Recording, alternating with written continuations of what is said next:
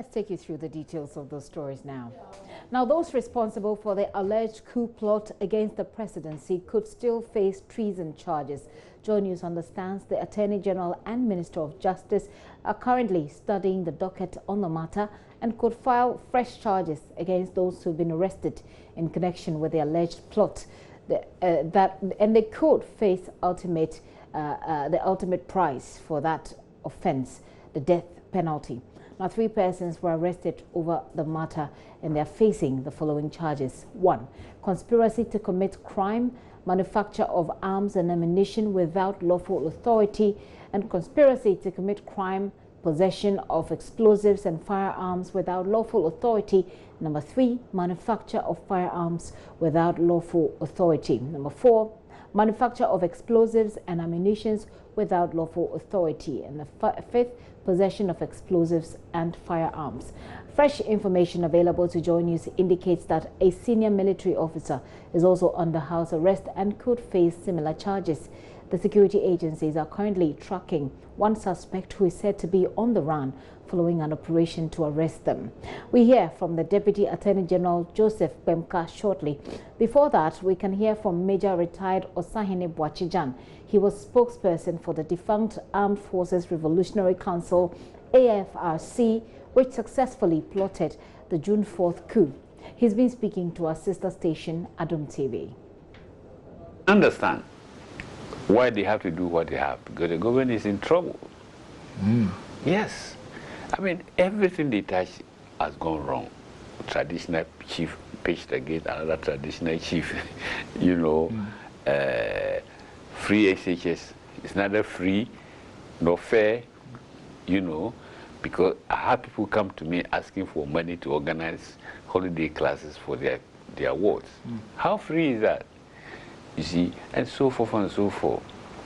Go and ask the parents or associates of the Takoradi girls and ask them whether they are happy with what's going on in Ghana today. You see, so all of that and many more that is too long to list made this government very nervous because we have only 1 year left. There's nothing wrong in losing an election.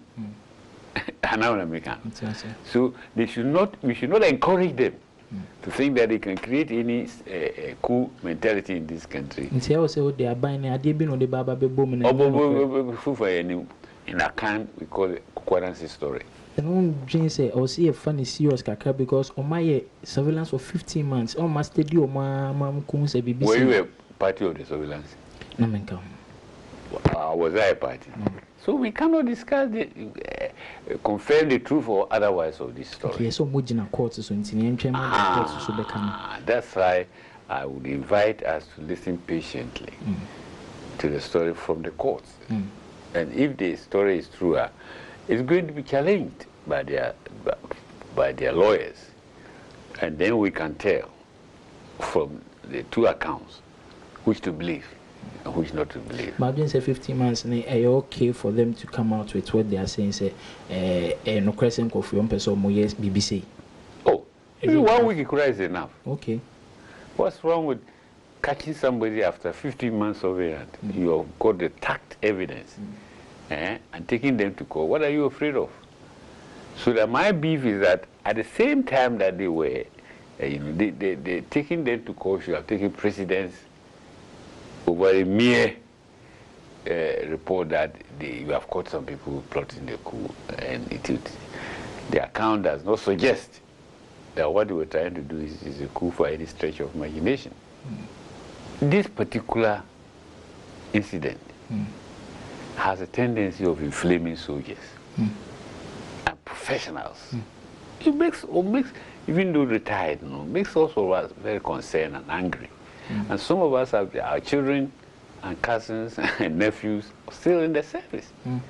So you are creating a coup psychosis as a way of solving your problem, and you are replacing with another set of problems. which is not advisable at all. Because that's why I always say that you shouldn't describe me as a security expert. A security expert, yeah, you can be a professor of security without holding a gun. But there's a difference. According to this man, according to this man, according to this man, makes you only an expert, but not make you a practitioner. But Fortunately said, when they are giving information of that nature to the public, they should sieve it. They are not under pressure. If you have called the people, you have called them. You take them to court, and the information will come from the court and not from the government. Because the way I are packaging information suggests to say they are not serious. If we all agree that we should elect our leaders through the ballot box, but not through the bullets, then we should not entertain any suggestions of coup making in this country, especially if it's designed to overthrow a civilian, unarmed civilian administration like this one. It's not a fair contest. You see, so I wouldn't want to. If it was a military regime, I would take my conscience and say, hey, let's go after it. Because it's not good for us. Are you with me? So we should sift the information carefully and avoid doing propaganda with it. Let the truth come out and know where the truth lies, and the appropriate punishments. There should be no behind-the-scenes political control of the trial. I would advise that, because if they do, it can backfire. Mr. Boakye Gyan there, he is a member of the AFRC, also a member of the team that plotted the June 4 uprising. While speaking on the Super Morning Show, however, Deputy Attorney General Joseph Dindiok-Bemka said the charges could change to treason after his office has reviewed the 4 dockets which the security agencies will present to them. Manufacture, and it's also about possession of weapons without lawful authority, contrary to Section 192 of the Criminal and Other Offences Act of 1960. And basically, I think I need to shed light on this. That is a very, very serious charge, and people do not actually think that it is. But let me make it very clear and categorical that the charge of possession of ammunition without lawful authority is a third-degree felony. And if you are convicted on it, you can be sentenced to life in prison if you are found guilty of that offense. So it's a very serious offense indeed. And people may have expected to have seen certain charges they haven't seen. But equally as serious are the charges that have been preferred against the accused persons. If those charges are proved in any competent court, at the end of it, I can tell you that the maximum sentence for charges under Section 192 of the Criminal Offences Act is life in prison, because that's a first-degree felony. Joseph Bemka there, speaking earlier on the Super Morning Show with Daniel Dazi.